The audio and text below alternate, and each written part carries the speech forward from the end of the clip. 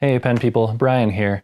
Today I want to show you the biggest planner I have ever seen, as well as a much more normal sized planner. They're actually in the boxes right now, but still, this is massive. The stationery company Clever Fox reached out to me and asked if I would review some of their stuff, and I said, heck yeah. So they sent me 2 planners, and the box these came in weighed 6 pounds. So there's some really hefty stuff going on here. So what I'd like to do today is show you these planners, talk about the pros and cons and all the different features that they come with, and also talk about whether or not these are actually fountain pen friendly the way the company claims that they are. And if you want to check out more of Clever Fox's products after you watch this video, there will be an affiliate link down in the description. No pressure, but if you're interested, you can check that out. Okay, let's flip the camera and take a closer look. Okay, so I've got the A5 version here. It fits in the frame a little bit better. I will definitely show you the A4 in a minute because it's crazy impressive. But let's start with this one. And it's in the box right now. I normally don't spend hardly any time talking about packaging when it comes to the things I review, but I have to talk about the packaging here because it's kind of nuts. Clever Fox really wants you to have an amazing unboxing experience.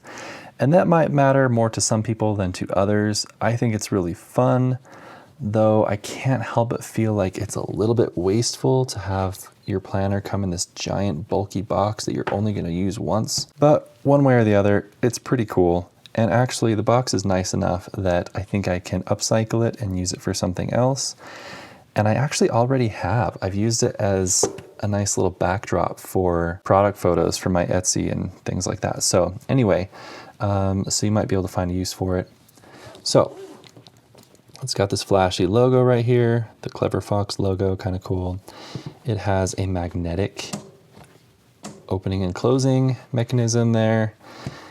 And if we open this up here, this feels a lot more like unboxing some kind of premium electronics device rather than like a premium stationery thing. So you open it up and you've got some info here. You've got a user manual right here. I've never had a planner that comes with a user manual, but I'm actually really glad that it does because I've had planners where I open them up and there are all of these features in there and I'm like, I don't know how to use this, and I end up feeling really overwhelmed by those features. But I think this actually does a pretty dang good job at walking you through what this is all about. And actually, you can see here, they actually kind of fill in kind of a sample of how to use various features. So not only do they tell you how to use them, but they kind of show you too, which is really nice. It's really thorough, and I really like that. And also, it gives me those electronics vibes, you know, it has a user manual. So here is the planner. It's very nice looking. I got a pretty purple one. They have all kinds of colors to choose from. You pull this little ribbon here and you can pop it up and pull it out. We'll look at this in a second, but let's see what else is in here. So we've got stickers, lots and lots of stickers. I like stickers like, you know, like the vinyl stickers that you put on your water bottle or laptop or whatever. I like those. I don't know if I will use these in planning. If I don't, I will give them to my 4-year-old and she will love them. Okay, also going back to the electronics vibes, it comes with a warranty. How many notebooks or planners for that matter come with a warranty? That's kind of interesting. I don't know the full ins and outs of it, but it's there to some extent at least, which is really interesting. Okay, and then even in the bottom here, they've got some decorative stuff going on. So really cool box. Again, I might upcycle it either to put things in or to again use as a backdrop or something for photography. We'll see. All right, let's look at the journal itself. So we've got the same Clever Fox logo, also with kind of a metallic embossing there. And we got this little kind of typical sleeve here over the top that we can just remove. All right, there you go. Now you get the full effect there. That looks really pretty. And the cover has this nice soft kind of leatherette feel to it. It feels very sturdy though, despite kind of it having a softer feel. You get not 2, but 3 bookmark ribbons, which is good because this planner has so many features in it. You're going to be flipping back and forth all the time. So it's nice to have the ability to save your spot in multiple places. Pretty typical elastic closure there. Feels nice though, feels good. There's a pen loop on the side here. Let's test that out really quick so I can show you how that works. So I'm just gonna grab some random pens. Starting off slim, I've got a Parker Jotter ballpoint. It goes in very easily. I've got a Retro 51 Tornado. Goes in there, not as easily, it's pretty snug, but it works very well still. Okay, let's go fountain pens here. So I've got my Montblanc Meisterstück, and I forget which size this is, but it's my used Montblanc. I did not buy this, it was a gift, and my brother-in-law found it at a yard sale for like 10, 20 cents, something like that. So anyway, if you want to see my video on this, I'll try to remember to put a link up here. A little snug as well, and one thing with fountain pens that I've found is you hit the cap lip and then it gets a little harder to get in there. But it goes, it works okay. Okay, one more. I got a Lamy Safari here. And this one I have found to be basically impossible. Like I cannot. Oh, did I get it? I got it. But it's very hard because it has that flat bottom. There's not a lot of tapering. There's no curved end there. And then the cap is also a little bit tight. So you can make it work. It's not ideal, but you can make it work. Okay, so I think that covers it for the outside of the planner. Let's take a look at the features. I'll flip through, show you what's in here, and then we'll take a look at some writing samples I've done in the back. So pretty standard cover page for your name, contact info, all that kind of stuff. And then you've got some pages to kind of, I don't know, set up some of your long-term goals, your long-term vision, values, all that kind of stuff. So I'm just going to kind of flip through this really quick. There's a vision board. And then here are your goals for different areas. I should mention too, this is an undated planner for a year, so you can start whenever you want. It also means you have to fill in the dates by yourself, but that's okay. Okay, so then after you like kind of write down your big goals, it has spaces for you to break down the goals. So you make 3-month goals. And then there's kind of a calendar area. And then there's some monthly review pages for you to kind of assess how you did with your goals. More calendar stuff. And then you kind of hit that pattern for the 12 months with this every 3 months, I believe. Okay, so let's flip forward here a little bit to the end of that. So it's interesting the way they've chosen to do this, because rather than having your daily or weekly pages be interrupted by the big monthly or the 3-month stuff, all of that is at the beginning. And then you get into this spread, which has your week laid out here, and then goals, priorities, to-do list, habit tracker, all that kind of stuff. And I like this stuff that allows you to kind of follow up and see how it went. And then after that, it's just week by week through the whole year. So that nothing changes there. So we go all the way to the end. This is where we're going to talk about writing sample stuff. Anyway, so that goes all the way to the end.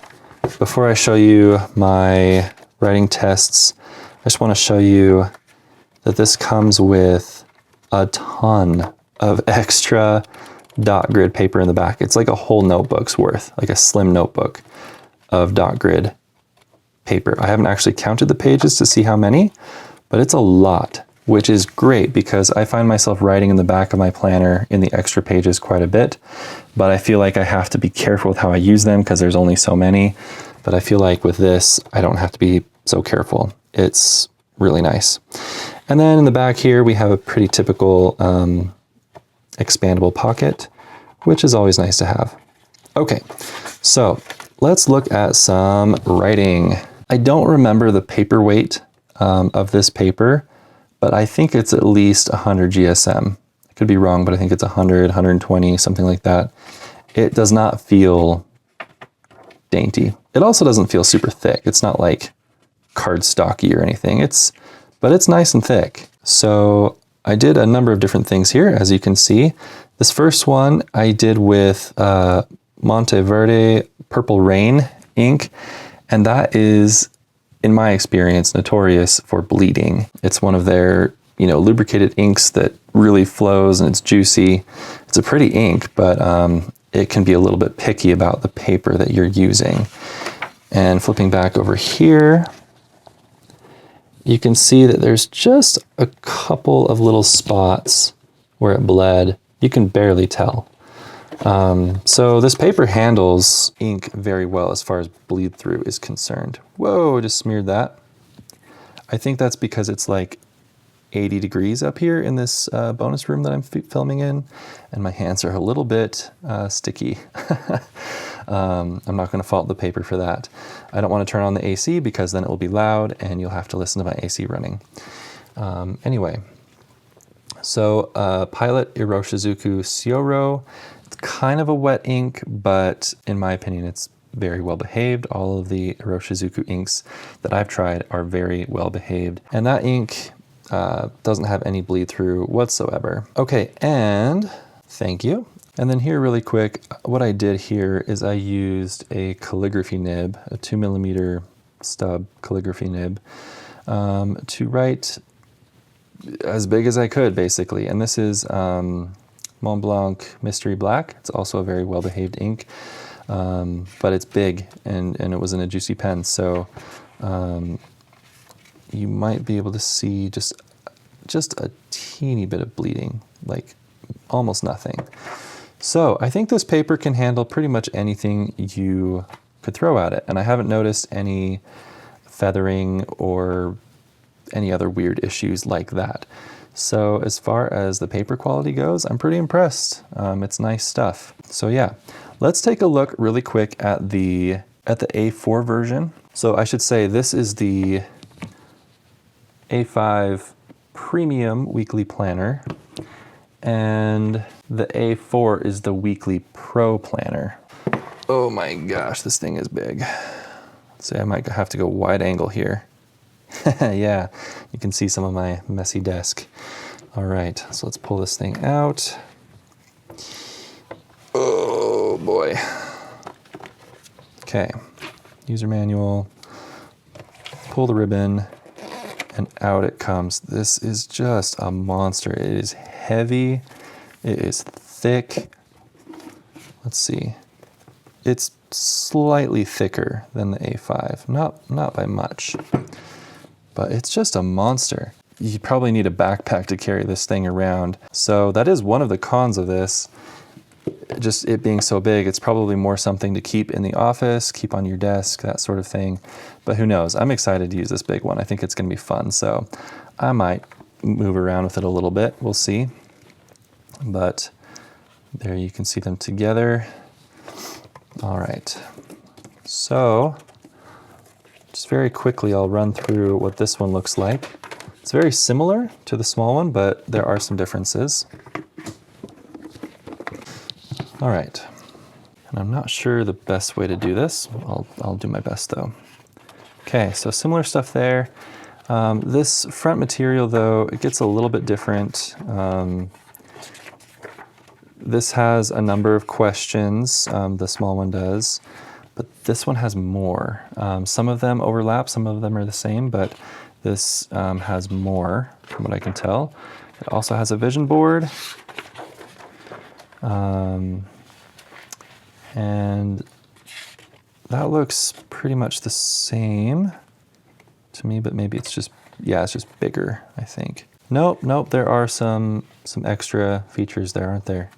Yeah, so it's a lot of the same stuff, but just more detailed. Yeah, I guess this has my 1-year goals. That's different. Okay, and then you get into your 3-month and then calendar kind of stuff. Let's forge ahead. Okay, so here's the weekly stuff. Let me see if I can zoom back in here. So it might be hard to tell because I'm trying to fit this whole thing in the frame, but there are some differences. You can see here, you've got this column here that's not present here. This is for priorities and today's goals. So each day you can list what your goals and priorities are. And then over on this other side, there are similarities, but there's just more features, more stuff for you to fill out. So kind of interesting. I guess it's kind of like you have to weigh out, do you want something more portable but has a little bit less space, fewer features, or do you want to go all the way and have something that might be a little cumbersome but just has so many features? It's kind of crazy. And then let's look at the back really quick because there's some extra stuff there. This one has a monthly budget, expense tracker. The other one does not have that. And yeah, so a few pages of that. Oh wait, nope, a lot of pages of that. That makes sense. You're gonna need a lot if you're gonna use that for a whole year, but that's very cool. And then summary of the year for your income. Interesting, or income and expenses. Okay, and then in the back we have more dot grid pages, though there are not as many. There's probably not even half as many here because we have all of that expense tracker stuff. So that might be something to keep in mind. Do you want the blank space to be creative, or do you want the budget tracker? And I think I mentioned this earlier, but these are just a couple of the planners that they have. They have other variations of the weekly planner and other planners and so many different kinds of planners and journals. It's crazy. So they got really creative with what they offer, and they offer a lot. So let's quickly talk about some pros and cons. And I want to know what you think of the pros and cons of these planners, because you may or may not agree with me, and you might have other ideas than I do. And I think it would be nice to show Clever Fox some constructive criticism. Maybe you can give them some ideas of how they can make their product even better. So the pros, as I see them, lots of features, lots of space to write your ideas, to write your schedule, all that stuff. They feel very well constructed. I obviously haven't used them yet, so I don't know how well the cover is going to hold up, or the spine and all of that kind of stuff. Time will tell. The paper is obviously fountain pen friendly. It is really nice stuff, like really nice. Cons, they are a bit bulky. Both of them are. It's a bit chunky. My current planner, my Look Term, which I've reviewed before, a couple times actually, it's probably about half as thick, if that, maybe even thinner. The paper is a little more picky with ink than this is, but that slim part of that planner is something that I really like. So this is a little bit hefty. It is a little bit thick, but it's an A5 size still, and you can still carry it around pretty easily. The A4 is just an absolute monster. That is a tome of a planner, but cool. And I think that there is probably a niche for that. I think some people probably do want that. And of course, a lot of that bulk comes not only from the paper, but just from the sheer amount of features that these planners offer. There's a lot. The only other thing I'll say, and this is kind of a neutral point, it's going to be a pro for some people and a con for others, is that these are undated. The undated part of it adds some work on your part, but it also adds a lot of flexibility, because if you decide in July that you want to become more productive and use a planner and you haven't yet, you can just grab one and go. You don't have to worry about using half of a planner and wasting money and space on that. And if you want to see other videos about planners and notebooks that I've made, go ahead and click on this playlist and it will take you there. And I'll talk to you later.